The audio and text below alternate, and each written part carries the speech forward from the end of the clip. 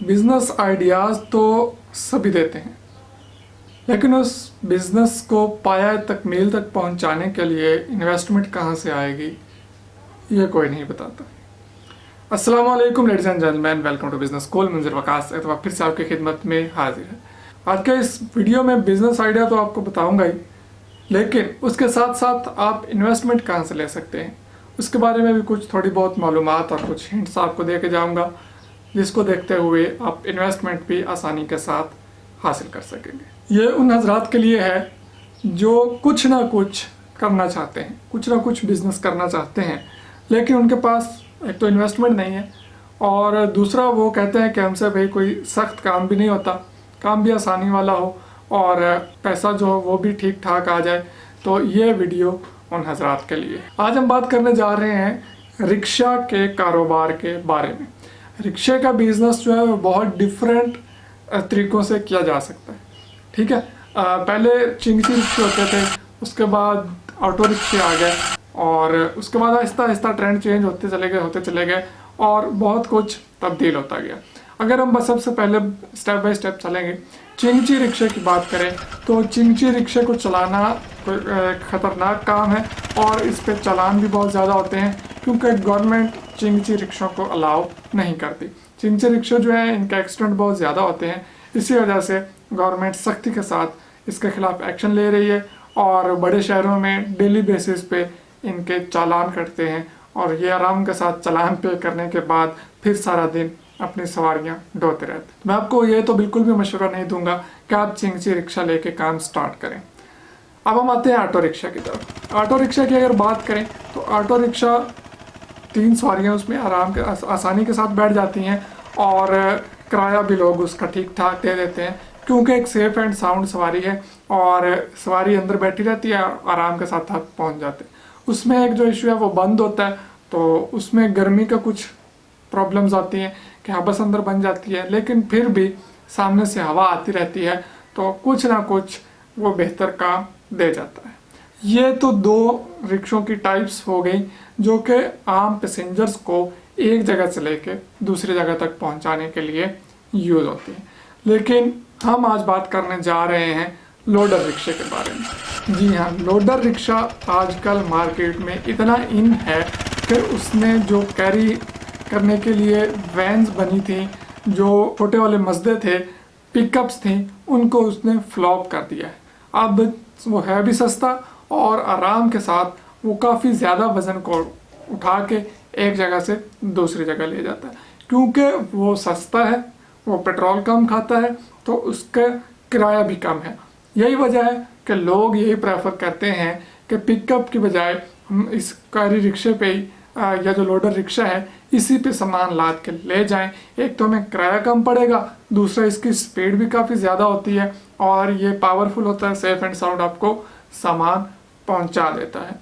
तो ये जो लोडर रिक्शा है इसको आप कहाँ कहाँ पे यूज़ कर सकते हैं, कहाँ कहाँ पे इसकी बहुत ज़्यादा डिमांड है, ये भी हम डिस्कस कर लेते हैं। उसके बाद इसके रेट्स भी डिस्कस करेंगे और फिर मैं आपको ये भी बता दूंगा कि इन्वेस्टमेंट कहाँ से लेनी है और किस तरह से लेनी है। ये सारे तरीक़ेकार आज के इस वीडियो में हम स्टेप बाय स्टेप करते जा रहे हैं। लोडर रिक्शा एक तो आप सेंट्री वाली दुकान पे लगा सकते हैं, जहाँ पे सीमेंट, बजरी, सरिया और दीगर जो है हार्डवेयर का जहाँ से सामान मिलता है वहाँ पे आप लगा सकते हैं। कंस्ट्रक्शन मटेरियल जहाँ से मिलता है वहाँ पे लगा सकते हैं। मंडी में आप लगा सकते हैं।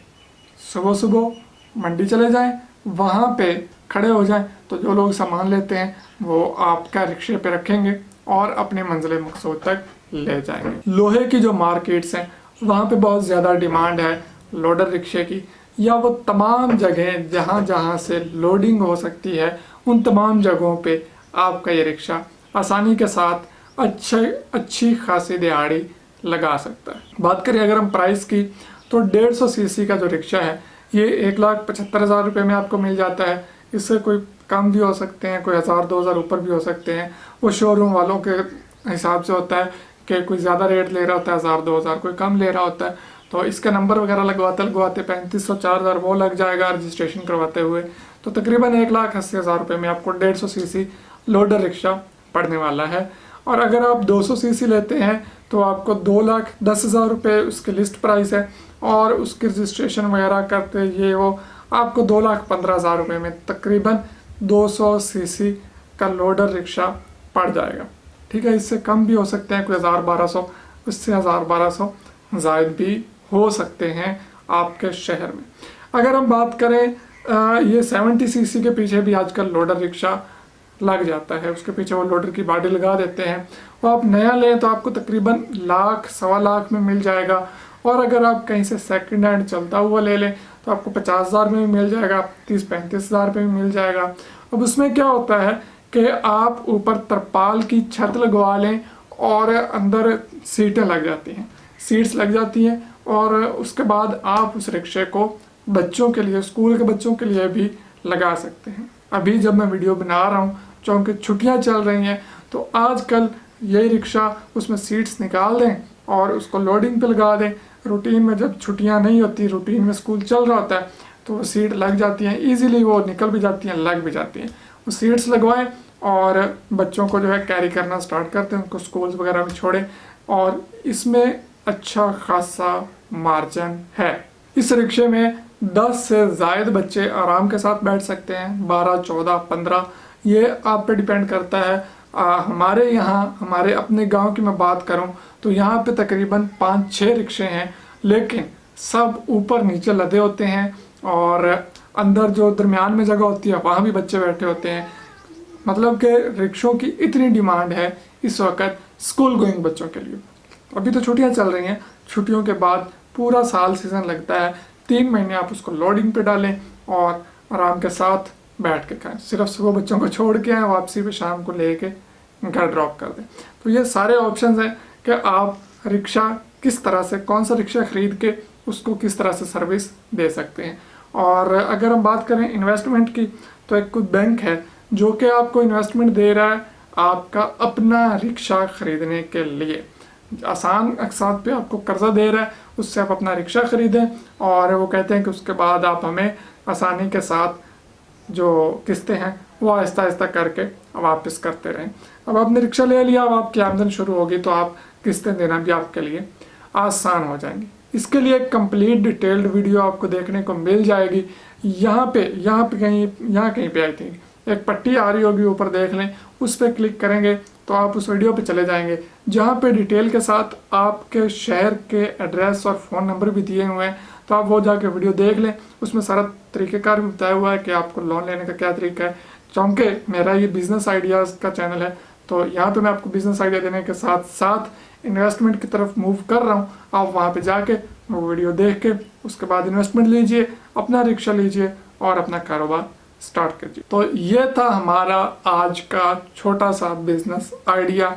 अगर आप इसको पिक कर लेते हैं और उसके बाद इस बिज़नेस को स्टार्ट कर लेते हैं तो इंशाल्लाह अज़्ज़ावजल आपको कामयाब होने से कोई नहीं रोक सकता। लोडर रिक्शे की बहुत ज़्यादा डिमांड है, उसमें वक्त के साथ सीटें लगवा भी सकते हैं, उतरवा भी सकते हैं। कैरी डब्बों को इसने मात दे दी है, पिकअप्स को इसने मात दे दी है, और ये रिलायबल है, सस्ता है, मुनासिब रेट है। उसके बाद आप इसमें अपना कुछ सेल करना चाहें तो वो भी सेल कर सकते हैं, जैसा कि कपड़े वगैरह हैं, आप उसी रिक्शे में रखें और दूसरे साथ वाले गांव में चले जाएं, गांव जाएं, वहाँ पे जाके आप अपना कपड़ा भी, कुछ भी जो भी आप सेल करना चाहते हैं डिफरेंट जगहों पे जाके, वो आप उसी रिक्शे में रख के सेल भी कर सकते हैं। सपोज आप यहाँ पे एक और मेरे माइंड में एक चीज़ आ गई है कि जिस तरह आप रूटीन में स्कूल पे ही लगा लेते हैं रिक्शा, इतवार को छुट्टी होती है तो इतवार को आप कहीं ना कहीं कोई प्रोडक्ट जो आप सेल करना चाहते हैं, सपोज कपड़ा ही कर लें, कपड़ा रखें, इतवार वाले दिन एक किसी बड़े गांव में चले जाएं, वहाँ एक चौक में या कहीं भी मखसूस जगह बनाएं, वहाँ पे जाके कपड़ा रख के सेल करना शुरू कर दें। इतवार वाले दिन भी आपकी अच्छी खासी दिहाड़ी लग जाएगी और रूटीन में तो लग ही रही है। तो उम्मीद करता हूँ आपको आज का वीडियो पसंद आया होगा। पसंद आया तो लाइक कीजिए, दोस्तों के साथ शेयर कीजिए, चैनल को सब्सक्राइब कीजिए। मुझे इजाज़त दीजिए, दुआ में याद रखिए। अल्लाह हाफिज़।